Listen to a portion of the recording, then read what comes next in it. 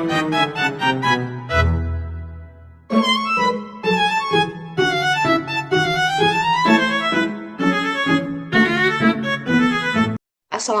warahmatullahi wabarakatuh.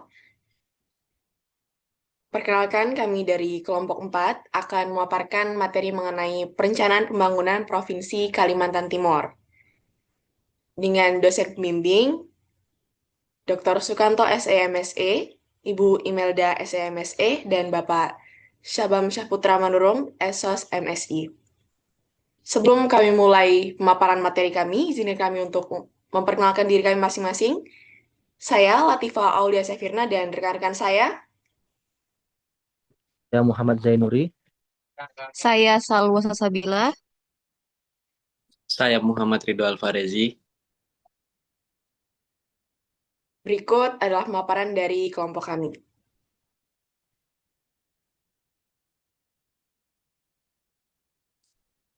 Baik, kita mulai dengan perkenalan singkat mengenai Provinsi Kalimantan Timur. Bisa dilihat ini adalah peta negara Indonesia, di mana daerah yang berwarna merah adalah daerah Kalimantan Timur, yang merupakan salah satu provinsi di Pulau Kalimantan yang terletak di bagian timur pulau tersebut dan berbatasan langsung dengan negara Malaysia di bagian utara. Kalimantan Utara di sebelah utara, Kalimantan Tengah di sebelah selatan, Kalimantan Selatan di tenggara, serta Selat Makassar di bagian timur.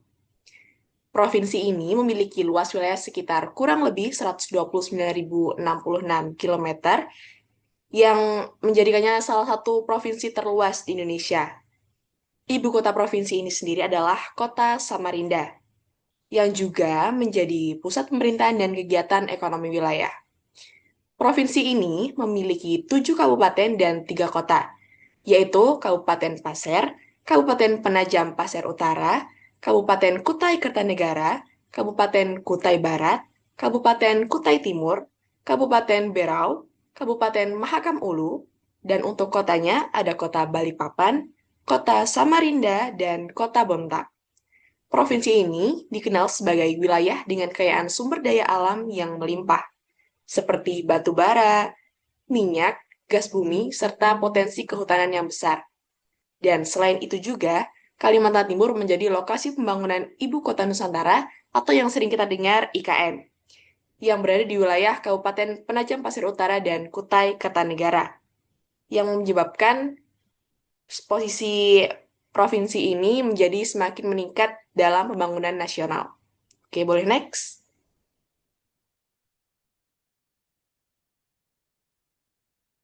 Jadi, yang akan kami bahas di materi pertama yaitu mengenai RPJM jangka menengah atau Rancangan Pembangunan Jangka Menengah dari tahun 2019 hingga tahun 2023.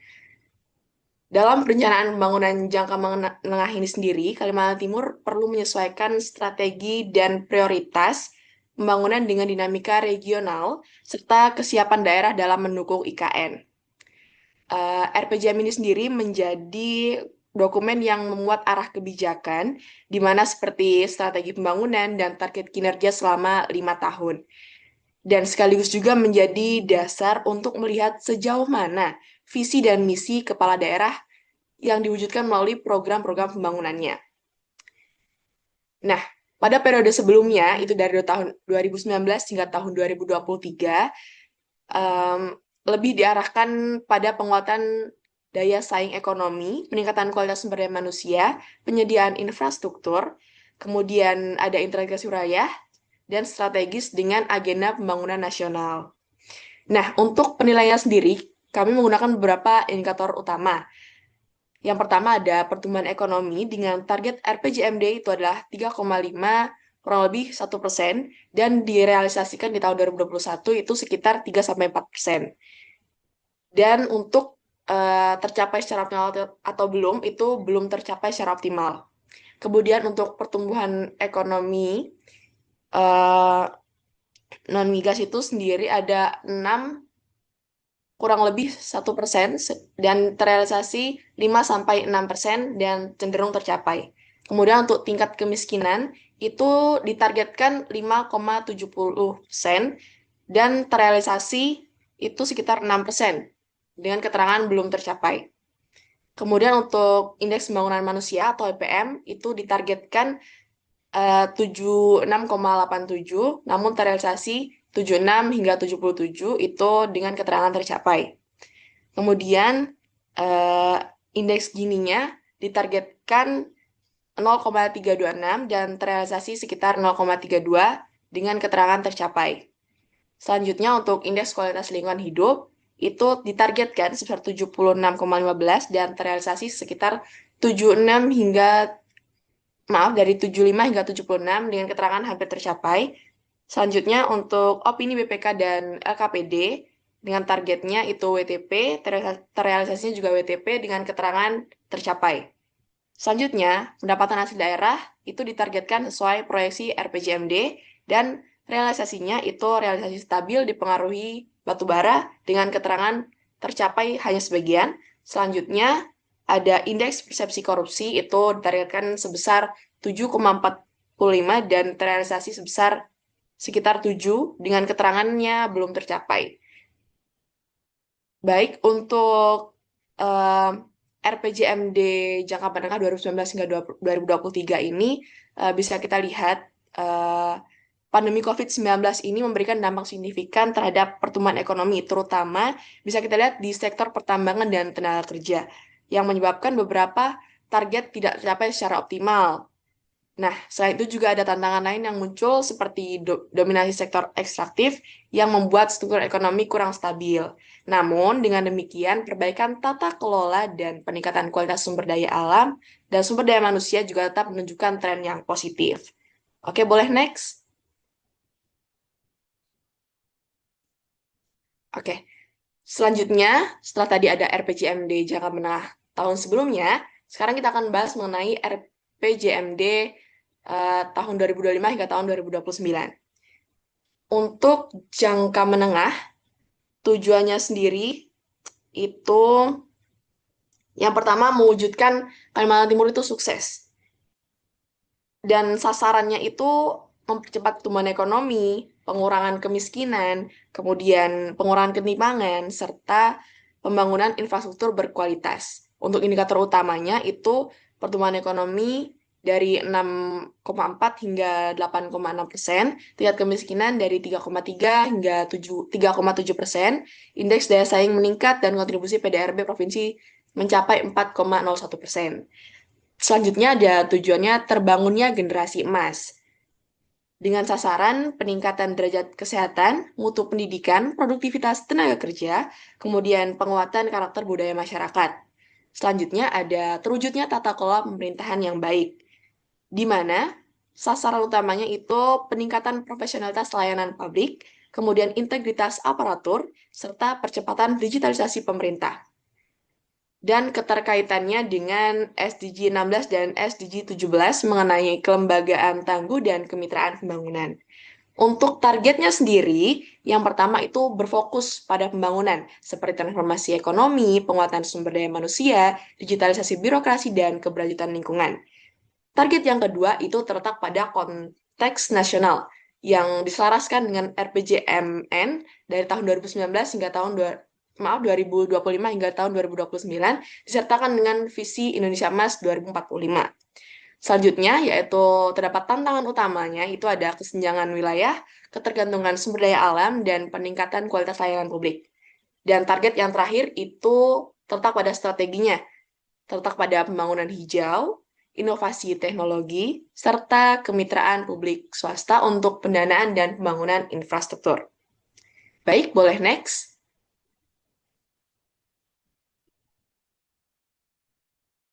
Baik, untuk pertumbuhan ekonomi di Kalimantan Timur akan dipaparkan oleh rekan saya. Kepadanya saya persilakan. Baik, saya akan menjelaskan tentang pertumbuhan ekonomi. Nah, untuk pertumbuhan ekonomi Kalimantan Timur itu menunjukkan kinerja yang kuat dalam beberapa tahun terakhir. Nah, pada 2023, ekonomi di Kalimantan Timur itu tumbuh sekitar 6-22%, terutama didorong oleh pulihnya industri pengolahan, meningkatnya aktivitas konstruksi akibat pembangunan IKN, serta masih kuatnya kinerja ekspor komoditas utama seperti batu bara dan migas. Nah, PDRB juga meningkat dari 464,35 triliun pada tahun 2019 menjadi 537,69 triliun pada tahun 2023. Nah, hal ini mencerminkan ekspansi ekonomi yang stabil. Nah, pertumbuhan antar wilayah ini itu tidak merata. Dengan lonjakan terbesar terjadi di Kabupaten Penajam Pasir Utara karena pembangunan IKN, serta di wilayah tambang seperti Kutai Timur yang mengalami peningkatan aktivitas ekstraktif, sementara daerah berbasis pertanian dan wilayah dengan akses terbatas mencatat pertumbuhan lebih moderat. Nah, secara umum, ekonomi Kalimantan Timur masih bergantung pada komoditas, namun mulai menunjukkan tanda-tanda transformasi ke arah ekonomi yang lebih terdiversifikasi. Next. Nah, selanjutnya itu ada laju pertumbuhan ekonomi pada Provinsi Kalimantan Timur. Nah, bisa kita lihat di sini ada tabel tabel dan juga grafik dari laju pertumbuhan ekonomi di Provinsi Kalimantan Timur. Nah, di sini ada 10 kabupaten dan juga kota dari Kalimantan Timur itu sendiri. Nah, berdasarkan grafik, anomali pertumbuhan ekonomi Kalimantan Timur pada tahun 2018 sampai 2023 itu terlihat pada beberapa daerah seperti Bontang mengalami kontraksi berturut-turut pada 2018 sampai 2019. Nah, akibatnya itu penurunan kinerja industri migas, sedangkan Kutai Timur mencatat lonjakan tinggi pada tahun 2019 sekitar 8,17%. Lalu turun tajam di 2020 karena fluktuasi harga komoditas tambang. Anomali paling mencolok terjadi di Penajam Pasir Utara yang pertumbuhannya melonjak drastis hingga 29 sampai maaf hingga 29,85% pada 2023 akibat proyek pembangunan Ibu Kota Nusantara IKN. Nah, sementara itu, Pasir justru menunjukkan stagnasi dengan pertumbuhan rendah pasca pandemi, mencerminkan ketimpangan pemulihan antar wilayah di Kalimantan Timur. Nah, dinamika pertumbuhan ekonomi Kalimantan Timur selama tahun 2018 sampai 2023 ini memperlihatkan pola yang tidak seragam antar wilayah. Beberapa daerah menunjukkan pergerakan ekstrim seperti Bontang yang mengalami konstruksi beruntun pada tahun 2018 sampai 2019 akibat melemahnya industri migas, serta Kutai Timur yang sempat melonjak tajam pada tahun 2019 sekitar 8,17% sebelum anjlok di tahun 2020 karena fluktuasi harga komoditas tambang. Peningkatan luar biasa ini terlihat di Penajam Pasir Utara dengan pertumbuhan mencapai 29,85% pada 2023 yang sangat dipengaruhi oleh proyek pembangunan Ibu Kota Nusantara atau IKN. Sebaliknya, Pasir memperlihatkan laju stagnan pasca pandemi yang menegaskan adanya kesenjangan pemulihan ekonomi antar wilayah di provinsi ini. Baik, selanjutnya itu ada produk domestik regional bruto pada Kalimantan Timur. Berikut juga kami lampirkan tabel dan grafik dari produk domestik regional bruto Kalimantan Timur. Nah, berdasarkan grafik bisa kita lihat bahwa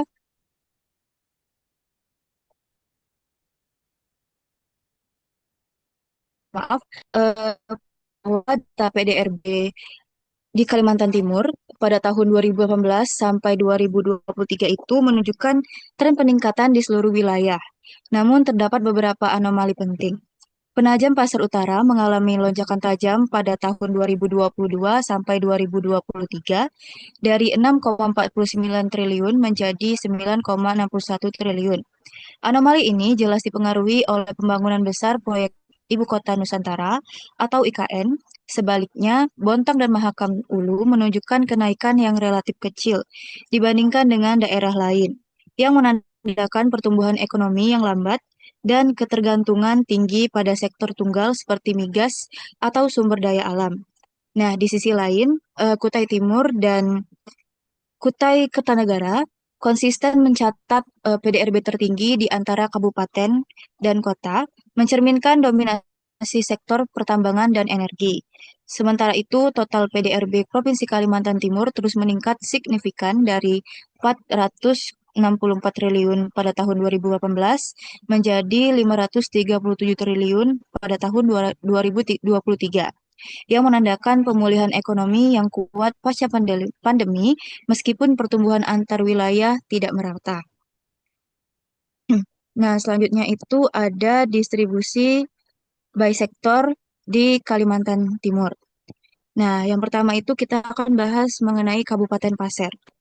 Di Kabupaten Pasir itu sendiri, ekonomi Kabupaten Pasir ditopang kuat oleh sektor pertambangan dan penggalian, terutama pada bidang batu bara yang menjadi motor utama kegiatan produksi dan ekspor.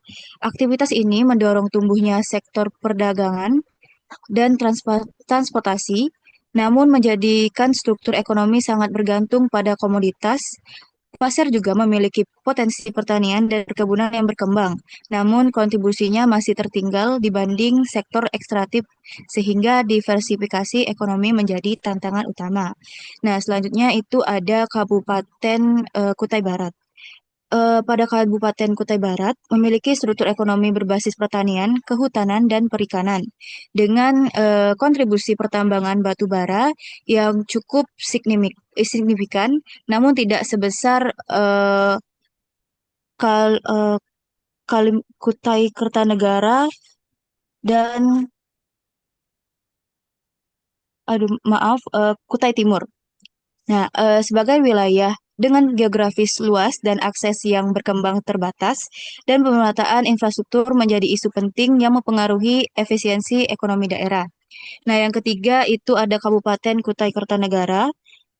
Kabupaten Kutai Kartanegara merupakan kabupaten dengan skala ekonomi terbesar di Kalimantan Timur, yang ditopang oleh pertambangan, industri migas, dan pertanian atau perkebunan. Nah, selain menjadi sentra batu bara, Kutai Kertanegara juga memiliki kontribusi besar dari sektor pertanian, seperti kelapa sawit dan perikanan. Keberadaan kilang minyak dan infrastruktur menjadikan wilayah ini strategis. Namun ketergantungan pada komoditas tetap menjadi isu utama pertumbuhan relatif stabil, tetapi sensitif terhadap siklus harga batu bara dan migas. Nah, yang keempat itu ada Kabupaten Kutai Timur. Nah, Kabupaten Kutai Timur merupakan salah satu pusat pertambangan batu bara terbesar di Indonesia, sehingga sektor ekstraktif menjadi kontributor dominan PDRB. Nah, kehadiran perusahaan tambang besar mendorong aktivitas logistik, transportasi, dan perdagangan lokal. Meskipun demikian, wilayah ini juga mulai menunjukkan perkembangan di sektor perkebunan dan kehutanan. Ketergantungan ekonomi pada tambang membuat Kutai Timur sangat terpengaruh harga komoditas global. Nah, yang kelima itu ada Kabupaten Berau. Berau memiliki kombinasi sektor unggulan berupa pertambangan, perkebunan, dan pariwisata dan perikanan. Sektor pariwisata bahari atau Derawan Maratua memberikan nilai tambah bagi sektor jasa dan akomodasi. Meski kontribusi ekonominya belum sebesar pertambangan, diversifikasi ekonomi lebih terlihat di Berau dibanding kabupaten tambang lain karena dukungan sektor kelautan dan kehutanan yang cukup kuat. Keenam itu ada Kabupaten Penajam Pasar Utara. Penajam Pasar Utara mengalami lonjakan aktivitas ekonomi signifikan sejak ditetapkan sebagai lokasi ibu kota Nusantara atau IKN. Sektor konstruksi, real estate, dan jasa pemerintahan berkembang sangat pesat, menjadikan Penajam Pasar Utara salah satu wilayah dengan pertumbuhan tertinggi di Kalimantan Timur. Struktur ekonomi yang sebelumnya didominasi pertanian, kini bergeser menuju pembangunan fisik, urbanisasi, dan investasi besar-besaran. Perubahan ini menciptakan multiplier besar bagi logistik, perdagangan, dan penyediaan akomodasi. Next, selanjutnya itu ada Kabupaten Mahakam Ulu. Nah, pada Kabupaten Mahakam Ulu merupakan kabupaten termuda dan memiliki ekonomi yang masih bertumpu pada pertanian, kehutanan, dan perikanan, dengan infrastruktur terbatas yang menghambat pencepatan pertumbuhan. Aktivitas jasa dan perdagangan masih kecil karena skala populasi dan aksesibilitas rendah.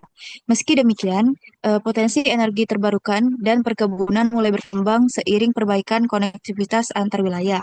Yang kedelapan itu ada eh, Kota Balikpapan. Balikpapan adalah pusat industri perdagangan, logistik, dan jasa di Kalimantan Timur. Eh, Ekonominya tidak bergantung pada pertambangan langsung, melainkan pada aktivitas hilir migas, industri pengolahan, perdagangan modern, jasa transportasi, dan jasa perusahaan. Nah, keberadaan pelabuhan dan bandara internasional menjadikan Balikpapan ini memiliki hubungan ekonomi utama, termasuk pintu masuk menuju proyek IKN, struktur ekonominya paling maju dan terdiversifikasi. Yang kesembilan itu ada Kota Samarinda. Sebagai ibu kota provinsi dan pusat administrasi, Samarinda memiliki struktur ekonomi berbasis perdagangan, jasa pemerintahan, pendidikan, dan industri ringan, dengan kontribusi pertambangan melalui kegiatan hilir dan logistik. Samarinda juga menjadi pusat pertumbuhan ekonomi berbasis jasa modern, termasuk perdagangan digital dan sektor informasi atau komunikasi. Nah, perannya ini semakin penting sebagai kota penyangga IKN dan pusat penyangga publik regional. Nah, yang terakhir itu ada Kota Bontang. Kota Bontang memiliki struktur ekonomi yang kuat pada sektor industri pengolahan, terutama karena keberadaan industri migas dan pupuk berskala besar seperti PT Badak LNG dan pupuk Kaltim. Sektor industri ini menjadikan Bontang sebagai kontributor penting pada industri pengolahan Kaltim, namun ketergantungan yang besar pada industri tunggal membuat ekonomi Bontang sensitif terhadap perubahan permintaan global dan kebijakan energi. Baik, selanjutnya itu ada investasi Kalimantan Timur. Nah, tingkat bunga merupakan faktor penting dalam keputusan investasi. Secara teori, terdapat hubungan relatif eh, antara suku bunga dan investasi. Ketika suku bunga naik, biaya modal meningkat, sehingga investasi cenderung menurun. Sebaliknya, suku bunga rendah mendorong peningkatan investasi karena biaya pinjaman lebih ringan. Hal ini sejalan dengan yang dikutip pada Junaidi 2016 yang menegaskan bahwa fluktuasi suku bunga berpengaruh langsung terhadap minat investasi di sektor real. Nah, berikut kami lampirkan eh, investasi pemodalan dalam negeri di Kalimantan Timur. Nah, pergerakan investasi PMDN di Kalimantan Timur periode tahun 2018 sampai 2023 memperlihatkan pola fluktuatif dengan kecenderungan meningkat tajam pada 2 tahun terakhir. Lonjakan paling mencolok terjadi pada tahun 2023 ketika total investasi mencapai 52,17 triliun yang meningkat lebih dari 2 kali lipat dibanding pada tahun 2018. Kabupaten Kutai Kartanegara dan Kota Balikpapan menjadi penyumbang terbesar, masing-masing menunjukkan peningkatan signifikan setelah 2020, mencerminkan penguatan sektor industri dan jasa. Sebaliknya, beberapa daerah seperti Mahakam Ulu dan Pasir sempat mengalami penurunan investasi pada tahun 2019 sampai 2020 sebelum kembali tumbuh. Nah, kenaikan investasi yang stabil di Penajam Pasir Utara juga menjadi indikasi awal dampak pembangunan ibu kota negara atau IKN terhadap arus modal domestik. Nah, secara keseluruhan, dinamika ini menunjukkan adanya pergeseran pusat pertumbuhan ekonomi di Kalimantan Timur dari wilayah industri lama menuju daerah strategis baru yang terdampak pembangunan nasional. Nah, selanjutnya ada penanam modal asing atau PMA. Berikut juga kami lampirkan tabel dan juga grafiknya. Nah, berdasarkan pergerakan investasi PMA di Kalimantan Timur selama periode pada tahun 2018 sampai 2023 menunjukkan tren peningkatan yang cukup tajam, meskipun disertai fluktuasi antar wilayah. Total investasi meningkat dari 8,81 triliun pada tahun 2018 menjadi 19,99 triliun pada tahun 2023. Hal ini mencerminkan meningkatnya minat investor asing terhadap potensi ekonomi daerah ini. Nah, kenaikan paling menonjol itu terlihat di Kabupaten Kutai Kartanegara dan Kutai Timur, yang masing-masing mencapai 4,97 triliun dan 6,87 triliun pada tahun 2023, yang menandakan dominasi sektor pertambangan dan industri ekstraktif. Kota Balikpapan juga mencatat lonjakan signifikan, naik dari 713 miliar pada tahun 2018 menjadi 3,67 triliun pada tahun 2023. Hal ini sejalan dengan perannya sebagai pusat jasa dan logistik utama. Nah, sementara itu, daerah seperti Mahakam Ulu, Penajam Pasir Utara, dan Bontang menunjukkan nilai investasi yang relatif kecil, namun mulai meningkat pada tahun 2023, mengindikasikan perluasan potensi investasi ke wilayah penyangga IKN. Secara keseluruhan, dinamika ini menggambarkan adanya pergeseran pola investasi asing ke arah daerah dengan posisi strategis dan sumber daya unggulan, serta peningkatan kepercayaan investor global terhadap Kalimantan Timur pasca pandemi. Next. Baik, selanjutnya akan dijelaskan kembali oleh rekan saya. Pada rekan saya persilahkan. Oke, penyerapan tenaga kerja Kalimantan Timur. Di sini ada data dari dependensi rasio dan grafiknya. Data dependensi rasio Kalimantan Timur 2018 sampai 2023 menunjukkan kecenderungan stabil pada kisaran 40 sampai 48% dengan variasi antar wilayah mencerminkan perbedaan struktur usia penduduk. Nilai tertinggi muncul di Mahakam Ulu seperti pada 2018 sebesar 54,51% dan 2023 sebesar 49,06%, yang mengindikasikan beban ketergantungan besar akibat proporsi penduduk muda dan lanjut usia yang relatif tinggi dibanding penduduk usia produktif. Sebaliknya, nilai terendah terlihat di Balikpapan dan Samarinda. Misalnya Balikpapan pada tahun 2020 sebesar 37,99% dan Samarinda pada tahun 2018 sebesar 40,27%. Karena kota ini memiliki komposisi penduduk produktif yang lebih dominan, tingkat urbanisasi tinggi, serta daya tarik ekonomi yang membuat banyak usia kerja berdomisili dan bekerja di kota sehingga menurunkan rasio ketergantungan. Selanjutnya ada tingkat partisipasi angkatan kerja. Di sini ada data dari tingkat partisipasi angkatan kerja dan grafiknya. Data dari TPAK Kalimantan Timur 2018 sampai 2023 cenderung berfluktuasi di kisaran 60 sampai 70%. Nilai terendah di Samarinda 2018 sebesar 60,82%. Kemungkinan karena tingginya jumlah pelajar atau mahasiswa serta karakter ekonomi kota besar yang membuat penduduk lebih selektif masuk pasar kerja. Sebaliknya, nilai tertinggi tercatat di Mahakam Ulu 2018 sebesar 79,02%. Dipengaruhi dominasi sektor pertanian, kehutanan, dan tingginya keterlibatan penduduk dalam pekerjaan produktif, sehingga partisipasi angkatan kerjanya jauh lebih besar. Oke, selanjutnya tingkat pengangguran terbuka. Tingkat pengangguran terbuka di Kalimantan Timur menunjukkan variasi yang jelas selama 2018 sampai 2023. Bontang menjadi yang tertinggi dengan angka mencapai 9,41% pada 2018 dan 7,74% pada 2023, dipengaruhi ketergantungan pada sektor industri dan migas. Sebaliknya, Penajam Pasir Utara dan Mahakam Ulu mencatat tingkat terendah, masing-masing 2,07% dan 2,09% pada 2023.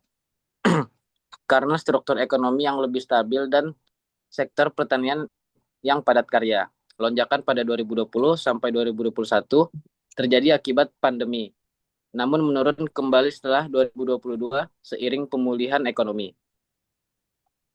Selanjutnya di sini ada elastisitas kesempatan kerja dan grafiknya. Elastisitas kesempatan kerja Kalimantan Timur pada tahun 2018 sampai 2023 menunjukkan variasi besar antar wilayah. Nilai tertinggi terdapat di Mahakam Ulu pada tahun 2023 sebesar 13,52 karena adanya pemulihan ekonomi dan peningkatan proyek pembangunan yang mendorong penyerapan tenaga kerja. Sebaliknya, nilai terendah juga terjadi di Mahakam Ulu pada tahun 2020 sebesar minus 63,00 akibat dampak pandemi dan ketergantungan ekonomi pada sektor pertambangan yang membuat penyerapan tenaga kerja menurun tajam. Oke, selanjutnya ada penduduk Kalimantan Timur. Yang pertama ada kepadatan penduduk. Kepadatan tertinggi berada di kota besar seperti Balikpapan, yang pada 2020 mencapai 1.393 jiwa per kilometer persegi. Dipengaruhi urbanisasi tinggi serta konsentrasi pusat ekonomi dan industri. Sebaliknya, kepadatan terendah konsisten di Mahakam Ulu. Misalnya pada tahun 2018 sebesar 1,35 jiwa per kilometer persegi. Karena wilayah geografis yang luas dan akses yang terbatas, serta pembangunan yang masih berkembang sehingga persebaran penduduk yang sangat rendah. Yang kedua ada laju pertumbuhan penduduk. Pertumbuhan penduduk tertinggi terdapat di Berau pada tahun 2019 sebesar 28,85% dan Samarinda pada tahun 2018 sebesar 23,52% yang mencerminkan tingginya migrasi dan ekspansi kegiatan ekonomi perkotaan. Sebaliknya nilai terendah terlihat di Kutai Barat pada tahun 2018 sebesar 0,41% dan Kutai Kartanegara pada tahun 2021 sebesar 0,44% karena faktor urbanisasi keluar daerah serta pertumbuhan alami yang lebih kecil. Yang ketiga ada rasio penduduk. Rasio penduduk laki-laki dan perempuan tertinggi terdapat di Kutai Timur.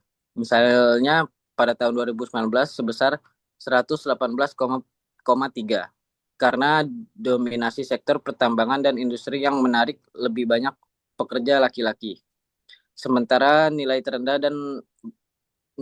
terendah berada di Balikpapan, seperti tahun 2018 sebesar 106,7 yang dipengaruhi tingginya aktivitas ekonomi, perkotaan, dan layanan jasa sehingga komposisi penduduk lebih seimbang antara laki-laki dan perempuan. Yang keempat, ada usia penduduk. Komposisi usia penduduk Kalimantan Timur pada tahun 2018 sampai 2023 didominasi kelompok usia produktif dari umur 15 sampai 64 tahun yang mendukung potensi ekonomi daerah. Kelompok usia tertinggi berada pada usia 0 sampai 4 tahun pada 2018 sampai 2019 sebesar 349,792 sampai 349,803 jiwa, menunjukkan masih tingginya angka kelahiran pada periode tersebut. Sebaliknya, jumlah penduduk terendah terdapat pada usia di atas 75 tahun, seperti tahun 2018 sebesar 31.116 jiwa. Karena angka harapan hidup yang relatif lebih rendah serta faktor kesehatan dan akses pelayanan lansia yang terbatas. Oke, next. Selanjutnya ada ekspor dan impor Kalimantan Timur. Di sini ada data dan grafiknya. Kinerja ekspor impor Kalimantan Timur 2019 sampai 2023 menunjukkan fluktuasi yang dipengaruhi kondisi global dan sektor migas. Nilai ekspor tertinggi terjadi pada 2022 sebesar 548,085,4 miliar rupiah, didorong lonjakan harga komoditas terutama batu bara dan migas. Sebaliknya, nilai terendah muncul pada 2020 sebesar 197,299 miliar rupiah karena dampak pandemi COVID-19 yang melemahkan permintaan internasional dan aktivitas perdagangan. Pergeseran tersebut menegaskan ketergantungan ekspor Kalimantan Timur pada sektor sumber daya alam dan faktor eksternal ekonomi dunia. Next.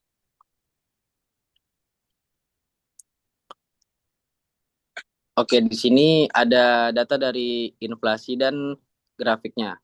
Inflasi Kalimantan Timur 2018 sampai 2023 menunjukkan pola fluktuatif pada dua kota utama, yaitu Balikpapan dan Samarinda. Inflasi menurun tajam pada 2020 akibat pandemi yang menyebabkan melemahnya permintaan dan terganggunya aktivitas ekonomi. Memasuki tahun 2021 hingga 2022, inflasi kembali meningkat dipicu naiknya harga pangan dan energi, serta pemulihan ekonomi yang mendorong konsumsi masyarakat. Pada tahun 2023, inflasi mulai terkendali seiring stabilisasi pasokan dan kebijakan pengendalian harga dari pemerintah. Secara keseluruhan, pergerakan inflasi kedua kota mencerminkan dinamika ekonomi regional dan nasional selama periode tersebut. Selanjutnya ada kemiskinan. Di sini ada data dan grafiknya juga. Kemiskinan di Kalimantan Timur pada tahun 2018 sampai 2023 mengalami fluktuasi yang dipengaruhi oleh kondisi ekonomi daerah. Kenaikan angka kemiskinan pada tahun 2020 dan 2021 berkaitan erat dengan dampak pandemi COVID-19 yang menekan sektor tenaga kerja, terutama di wilayah yang bergantung pada aktivitas industri dan jasa. Sementara penurunan kemiskinan pada tahun-tahun berikutnya didorong oleh pemulihan ekonomi, peningkatan kembali lapangan pekerjaan, terutama dari sektor pertambangan dan pembangunan infrastruktur, serta kebijakan perlindungan sosial pemerintah.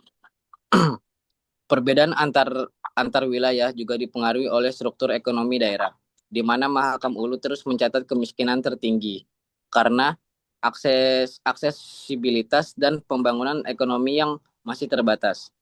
Sedangkan Balikpapan menjadi terendah karena lebih kuat pada sektor ekonomi perkotaan yang cepat pulih serta pandemi. Secara keseluruhan, tren menurun hingga 2023 menunjukkan adanya perbaikan distribusi ekonomi meskipun ketimpangan antar daerah masih berlangsung. Oke, selanjutnya akan dilanjutkan oleh rekan saya.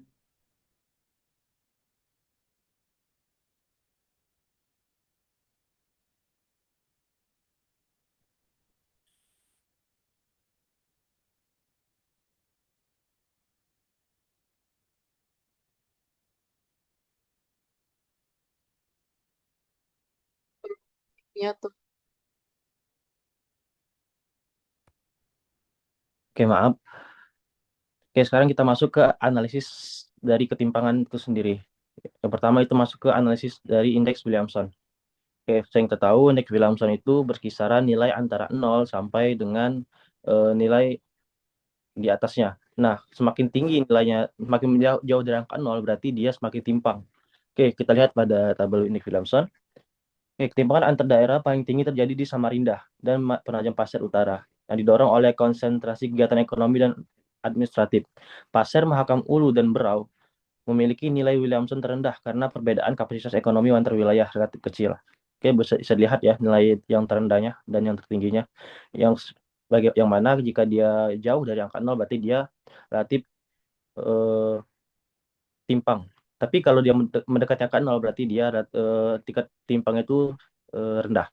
Oke, kita lanjut ke indeks TIL. Indeks TIL ini berkisaran dari 0 sampai 1. Nah, indeks TIL ini pada Kalimantan Timur itu terjadi fluktuasi yang mana ketimpangan internal tertinggi terlihat di Kutai Kertanegara dan Kutai Timur. Dipicu perbedaan besar antara wilayah industri dan wilayah non-industri. Pasir dan Mahakam Ulu memiliki nilai TIL terendah, menunjukkan kondisi ekonomi antar wilayah yang lebih merata. Bisa teman-teman lihat nilai dari data-data yang berfluktuasi tadi berkisaran dari minus 0 bahkan sampai 0. Oke, kita langsung lanjut ya. Next. Oke, itu pembahasan selanjutnya itu ada di analisis indeks Gini. Bagaimana analisis ini termasuk juga analisis ketimpangan yang berkisaran nilai dari 0 sampai 1. Bagaimana jika dia mendekati 0 berarti dia ketimpangan itu rendah. Tapi jika dia mendekati 1, berarti tingkat ketimpangan itu sangat tinggi. Oke, kita lihat pada kurva. Pada indeks ini, ketimpangan pendapatan tertinggi terjadi di Bontang dan Berau, dipengaruhi oleh sektor pertambangan yang membuat perbedaan pendapatan lebih besar. Mahakam Ulu dan Pasir memiliki indeks Gini terendah karena distribusi pendapatan lebih merata dan aktivitas ekonomi lebih homogen. Bisa teman-teman lihat ya pada kurva, itu nilainya nggak jauh-jauh dari 0,2 sampai 0,4, yang mana itu jauh ya dari angka 1 dan sangat mendekati angka 0, yang mana dapat kita simpulkan kabupaten tingkat ketimpangannya menurut indeks Gini di Kalimantan Timur itu sangat rendah. Oke, kita langsung ke indeks pembangunan manusianya. Itu pada IPM di Kalimantan Timur menunjukkan Kabupaten Bontang dan Balikpapan mencatat nilai IPM tertinggi berkat fasilitas pendidikan, kesehatan, dan ekonomi yang maju. Mahakam Ulu menjadi daerah dengan IPM terendah karena akses layanan dasar infrastruktur yang masih terbatas. Adapun ini tercatat, Kabupaten Mahakam Ulu secara konsisten mencatat nilai IPM terendah sepanjang periode, dengan laju peningkatan lebih relatif lambat. Pada tahun 2020, nilai IPM wilayah ini bahkan sempat stagnan di angka 67,5, sebelum kembali meningkat secara perlahan hingga mencapai 70,02 pada 2023. Pola ini menjadi konstan dibandingkan daerah lain yang rata-rata mengalami kenaikan IPM yang lebih konsisten setiap tahunnya. Kutai Barat pun menunjukkan kecenderungan serupa, di mana kenaikan IPM pada 2019 sampai 2021 tergolong kecil, sehingga mencerminkan perkembangan pembangunan manusia yang berlangsung lebih lambat dibandingkan kabupaten lain di Kalimantan Timur. Oke, kita next. Oke, untuk analisis selanjutnya itu analisis SLQ. Pada SLQ bisa teman-teman lihat ya, itu bisa dilihat di analisisnya ada non basis dan basis. Yang mana jika digolongkan basis, berarti sektor di suatu daerah itu bisa kita ekspor untuk keluar. Tapi jika non basis, berarti dia ekspor nggak bisa diekspor atau terfokus hanya di daerah itu saja. Oke, pada analisisnya, analisis SLQ pertambangan dan penggalian menjadi sektor basis karena nilai SLQ jauh di atas 1. Oke, biasa kita catat ya, kalau dia di atas 1, berarti dia bisa tergolong basis. Sedangkan di sektor pertambangan dan penggalian itu 6,03, jauh ya, bahkan dari angka 1. Menunjukkan bahwa kontribusinya terhadap perekonomian Kalimantan Timur jauh lebih besar dibandingkan rata-rata nasional. Sementara itu, seluruh sektor lainnya tergolong non-basis karena nilai SLQ berada di bawah 1, yang berarti peran sektor tersebut masih lebih kecil dibandingkan sektor nasional, sehingga belum menjadi keunggulan ekonomi daerah. Karena belum unggul, berarti belum bisa untuk ekspor untuk keluar. Oke, lanjut ke analisis DLQ. DLQ ini itu ada dua, ada prospektif dan juga tidak prospektif. Yang mana jika prospektif tergolong, berarti itu sektornya berpotensi untuk maju di ke depannya. Oke, pada analisisnya, sektor yang memiliki nilai DLQ lebih dari 1 dikategorikan prospektif karena laju pertumbuhan sektor tersebut di Kalimantan Timur lebih cepat daripada pertumbuhan Indonesia, sehingga menunjukkan potensi kuat untuk berkembang di masa depan, seperti saya katakan tadi ya. Sebaliknya, sektor dengan nilai DLQ di bawah 1 disebut tidak prospektif karena pertumbuhannya lebih lambat dibandingkan nasional, sehingga tidak menunjukkan arah perkembangan yang signifikan dalam jangka panjang. Bisa teman-teman lihat ya, ada di sektor pertambangan, sektor pengadaan listrik, pengadaan air, konstruksi, dan lain-lain bisa dibaca itu semua yang berpotensi untuk maju untuk ke depannya. Oke, bisa di next. Nah, masuk ke analisis SIPSER. Oke, analisis SIPSER menunjukkan bahwa sebagian besar sektor memiliki NIJ yang positif, sehingga pertumbuhan nasional ikut mendorong kenaikan output daerah. Nilai MIJ memperlihatkan bahwa beberapa sektor seperti industri, pengolahan, perdagangan, serta informasi dan komunikasi berada pada struktur industri yang lebih menguntungkan dibanding sektor lain. Komponen CIJ menjadi faktor pembeda karena sektor seperti konstruksi, perdagangan, jasa keuangan, dan administrasi pemerintah memiliki daya saing tinggi. Sedangkan sektor pertanian, pertambangan, industri, pengolahan, dan transportasi memiliki CIJ negatif. Secara keseluruhan, sektor dengan DIJ terbesar seperti konstruksi, perdagangan, jasa keuangan, dan informasi komunikasi memberikan kontribusi terhadap pertumbuhan ekonomi Kalimantan. Bisa teman-teman lihat ya, pada analisis NIJ, MIJ, CIJ, bahkan DIJ itu sebagai kesimpulannya, bisa dilihat apa saja sektor yang menjadi pendukung atau penyokong besar lah bagi pertumbuhan ekonomi Kalimantan Timur. Oke, kita next.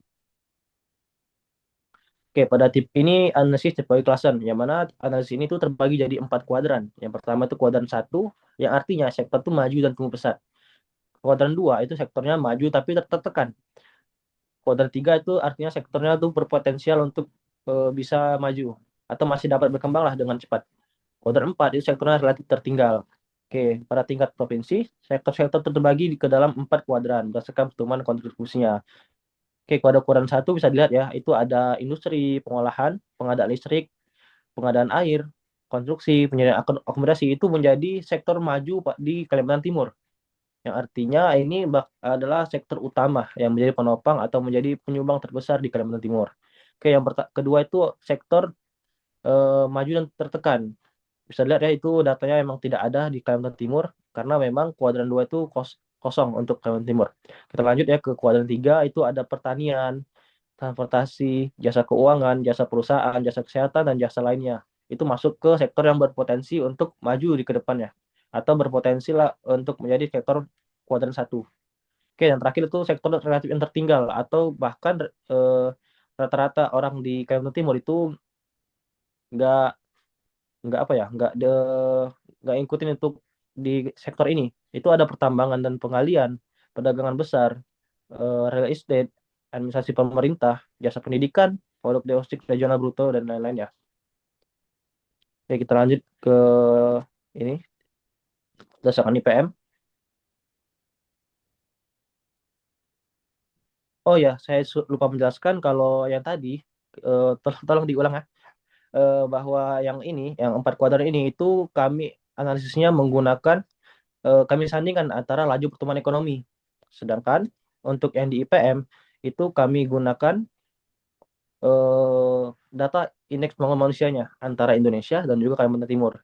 Nah, setelah kami analisis, terdapatlah ini ya, terdapatlah beberapa daerah yang memang laju pertumbuhannya di atas rata-rata, laju pertumbuhan di bawah rata-rata, dan laju pertumbuhannya tuh ini di apa sesuai kelompoknya. Nah, ya, pertama itu menunjukkan pengelompokan daerah berdasarkan tingkat IPM serta laju pertumbuhan ekonomi. Daerah dengan IPM di atas rata-rata dan pertumbuhan ekonomi di atas rata-rata meliputi Balikpapan, Samarinda, dan Bontang. Hal ini menandakan bahwa wilayah-wilayah tersebut tidak hanya memiliki kualitas pembangunan manusia yang relatif tinggi, tapi juga mampu mempertahankan dinamika ekonomi yang kuat, keberadaan fasilitas pendidikan, kesehatan, serta aktivitas ekonomi yang lebih matang, kemungkinan menjadi faktor penopang konsisten perkembangan tersebut. Oke, yang selanjutnya itu tipe klasen berdasarkan sektor unggulan. Ini bersama ya, kita analisisnya itu sandingan antara Kalimantan Timur dan juga Indonesia. Sektor ekonomi dikualifikasikan berdasarkan kontribusinya terhadap pertumbuhan baik yang berada di atas rata-rata maupun di bawah rata-rata. Sektor-sektor unggulan dengan kontribusi di atas rata-rata meliputi industri pengolahan, penyediaan listrik, gas, pengolahan air dan limbah, konstruksi, akomodasi, dan bahkan makanan dan minuman, informasi dan komunikasi, administrasi pemerintah, serta jasa pendidikan. Sektor-sektor ini mencerminkan struktur ekonomi modern yang bertumpu pada industri, infrastruktur, dan layanan publik, sehingga menjadi pilar utama penggerak pertumbuhan daerah dari Kalimantan Timur. Oke, kita lanjut. Oke, analisis terakhir itu kita menggunakan analisis ICOR dan ILOR. Oke, analisis ICOR ini bisa dilihat di narasinya. Itu ada narasi ICOR tinggi, ICOR sangat rendah. Dan itu di ILOR kita bisa lihat juga efisiensinya tenaga kerja yang rendah, efisiensi tenaga kerja yang cukup baik, dan lain-lain. Kayak saya kenakan dulu, kalau ICOR itu indikator yang menggambarkan seberapa besar nilai tambah investasi yang diperlukan untuk menghasilkan tambahan output atau pertumbuhan ekonomi. Semakin kecil nilai ICOR, semakin efisien penggunaan modal dalam pendorong pertumbuhan. Sementara itu, ILOR menunjukkan beberapa besar tambahan tenaga kerja yang akan dibutuhkan untuk menghasilkan tambahan output. Semakin rendah nilai ILOR, maka semakin produktif penggunaan tenaga kerja. Kedua rasio ini digunakan untuk nilai efisiensi investasi dan produktivitas faktor produksi dalam pembangunan ekonomi, khususnya di Kalimantan Timur. Oke, dapat kita simpulkan, sebagian besar daerah di Kalimantan Timur memiliki ICOR tinggi karena tambahan output dari investasi masih rendah dan kondisi ini paling menonjol di Mahkamah Ulu sebagai daerah dengan ICOR tertinggi. Nilai yang sangat tinggi ini menunjukkan penggunaan modal belum efisien karena struktur ekonominya masih tergantung pada sektor yang boros modal. Sebaliknya, ICOR terendah berada di Kutai Timur yang menunjukkan efisiensi investasi jauh lebih baik karena output tumbuh lebih cepat dibandingkan penambahan investasinya. Untuk ILOR, nilai tertinggi juga memiliki Mahakam Ulu yang menggambarkan efisiensi tenaga kerja rendah karena pertumbuhan tenaga kerja lebih cepat dari pertumbuhan output. Sementara itu, ada terendah terdapat di Penajam Pasir Utara yang menunjukkan efisiensi tenaga kerja membaik karena output meningkat lebih cepat dibandingkan jumlah pekerja. Seperti teman-teman lihat ya pada tabel, yang mana ekor tertinggi, mana ekornya rendah. Kan tadi sudah saya bilang kalau ekor terendah itu berarti tingkat investasinya itu baik. Sedangkan kalau dia ekornya tinggi itu tingkat investasinya itu masih kurang. Dan juga di ILOR, jika dia tingkat ILOR-nya terendah, berarti pemerataan di tenaga kerja di daerah tersebut itu baik. Sementara jika efisiensi tenaga kerjanya, jika ILOR-nya itu tinggi, berarti efisiensi tenaga kerjanya itu kurang maksimal atau orang-orang tuh banyak yang belum mendapatkan kerja. Oke, mungkin itu ya untuk analisis. Saya kembalikan kepada moderator. Jadi untuk yang bagian terakhir ini ada input output. Di sini kami lampirkan untuk hasil tabel Excel-nya dari input output sendiri. Mungkin akan saya paparkan sedikit. Jadi perekonomian Kalimantan Timur itu tersusun atas berbagai sektor yang saling terhubung melalui aliran input dan output. Jadi dari total keseluruhan tabel input output ini, ada sektor pertambangan dan penggalian menjadi sektor inti dengan nilai output yang transaksi antar sektornya terbesar. Sektor ini juga menerima banyak input dari jasa perusahaan, transportasi, energi, dan sektor pengolahan, serta memiliki aliran output besar ke sektor industri dan pasar ekspor luar negeri. Hal ini menunjukkan ketergantungan tinggi perekonomian daerah terhadap aktivitas pertambangan. Kemudian, sektor industri pengolahan menempati posisi penting berikutnya dengan nilai output besar dan keterkaitan lintas sektor yang kuat. Industri pengolahan berperan dalam rantai produksi yang panjang karena membutuhkan bantuan bahan baku dari pertanian dan pertambangan. Outputnya banyak dialirkan ke sektor lain serta ke ekspor antar daerah maupun luar negeri. Selanjutnya, itu ada sektor pertanian, kehutanan, dan perikanan yang memiliki output lebih kecil, namun berperan penting juga sebagai penyedia bahan baku konsumsi masyarakat dan industri pengolahan. Selanjutnya ada sektor pengadaan listrik dan gas, yang juga termasuk krusial, dikarenakan berfungsi sebagai penyedia energi bagi hampir seluruh kegiatan produksi lintas sektor, khususnya tambangan dan industri pengolahan. Sedangkan untuk sektor pengadaan air, pengolahan sampah, limbah, dan daur ulang, meskipun beroutput lebih rendah, namun memiliki peran penting dalam mendukung proses operasional dan layanan lingkungan. Kemudian untuk kelompok sektor jasa seperti perdagangan, transportasi, kemudian komunikasi, keuangan, pendidikan, dan administrasi pemerintah, itu memiliki peran sebagai penghubung utama dalam penggerakan barang dan layanan. Input yang diterima sendiri itu menunjukkan tingginya permintaan dari aktivitas ekonomi utama daerah. Kemudian dari sisi permintaan akhir, tambangan dan industri pengolahan itu mendominasi ekspor luar negeri, sedangkan konsumsi rumah tangga didominasi sektor perdagangan, transportasi, pertanian, serta jasa pendidikan dan kesehatan. Kemudian untuk secara keseluruhan, struktur input-output ini menggambarkan Kalimantan Timur itu memiliki ketertarikan ekonomi yang kompleks, ditunjukkan dari sektor sumber daya alam yang berperan sebagai penyumbang nilai ekonomi utama, sektor industri sebagai pengelola dan distributor nilai tambah, kemudian sektor jasa sebagai penunjang aktivitas ekonomi lintas sektor, dan kolaborasi ketiga kelompok sektor ini menjadi dasar terbentuknya pola transaksi dan perputaran ekonomi Kalimantan Timur. Mungkin pembahasan kami sampai di sini bisa kita simpulkan bahwa pembangunan ekonomi Kalimantan Timur ini mengalami dinamika yang cukup kuat dengan pola pertumbuhan yang sangat dipengaruhi oleh fluktuasi sektor ekstraktif, terutama bagian pertambangan dan migas. Kinerja ekspor yang meningkat tajam pada tahun 2021 hingga tahun 2022 memperlihatkan bahwa struktur ekonomi provinsi masih bergantung pada komoditas utama, sementara impor tumbuh stabil seiring meningkatnya aktivitas industri dan konsumsi lokal. Tingkat kemiskinan relatif rendah dan mampu kembali menurun setelah pandemi, meskipun perbedaan antar wilayah tetap terlihat jelas antara kawasan kotaan dan kabupaten pedalaman. Indikator ketimpangan seperti indeks Williamson, indeks TEL, indeks Gini itu menunjukkan kecenderungan menurun yang menandakan bahwa adanya proses pemerataan. Tetapi disparitas antara kota industri dan daerah hinterland masih menjadi isu utama pembangunannya. Kemudian untuk hasil IPM sendiri itu menunjukkan kemajuan yang konsisten, terutama di kota-kota besar yang memiliki infrastruktur yang lebih lengkap. Sementara kabupaten seperti Mahakam Ulu dan Kutai Barat itu terlihat masih tertinggal, menjadi titik anomali dalam capaian pembangunan manusia. Analisis SLQ dan DLQ juga memperkuat temuan bahwa ekonomi Kalimantan Timur itu masih bertumbuh pada sektor pertambangan, industri pengolahan, konstruksi, dan transportasi yang bisa dibilang tergolong sebagai sektor basis sekaligus sektor dinamis. Sementara itu, sektor sosial seperti pendidikan, kesehatan, dan akomodasi makan minum itu tumbuh stabil, tetapi belum mencapai posisi strategis sebagai sektor unggulan. Jadi, secara keseluruhan, dapat disimpulkan bahwa Kalimantan Timur itu berada dalam fase transisi ekonomi yang ditandai dengan peningkatan, tetapi terdapat juga ketergantungannya pada sektor ekstraktif yang masih terlihat kuat dan terciptalah kesenjangan antar wilayah itu tadi.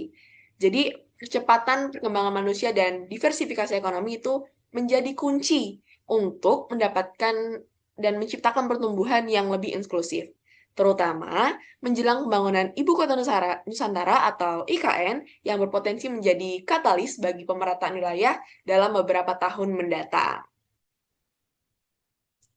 Oke, mungkin demikian pemaparan materi dari kelompok kami, dari kelompok 4. Terima kasih sudah menonton sampai akhir. Terima kasih juga untuk para dosen bimbing yang sudah membimbing kami dari awal perencanaan proyek ini hingga akhir.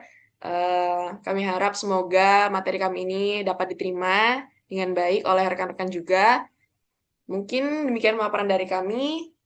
Kami akhiri. Wassalamualaikum warahmatullahi wabarakatuh. Terima kasih.